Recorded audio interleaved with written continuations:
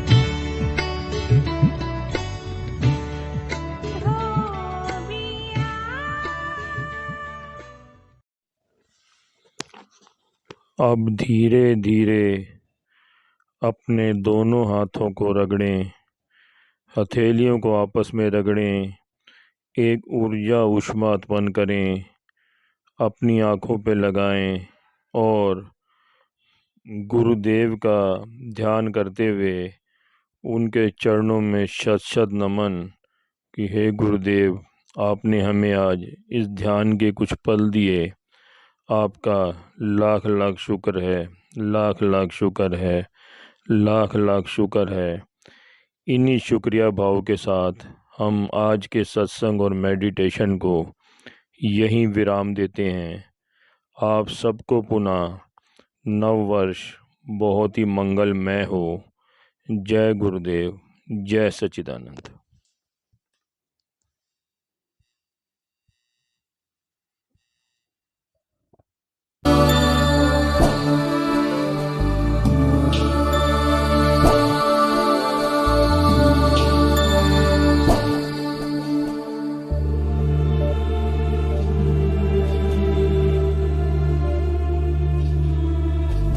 सर्वेषां स्वस्तिर्भवतु, सर्वेषां स्वस्तिर्भवतु, सर्वेषां शान्तिर्भवतु, सर्वेषां शान्तिर्भवतु, सर्वेषां पूर्णं भवतु, सर्वेषां पूर्णं भवतु, सर्वेषां मङ्गलं भवतु, सर्वेषां मङ्गलं भवतु।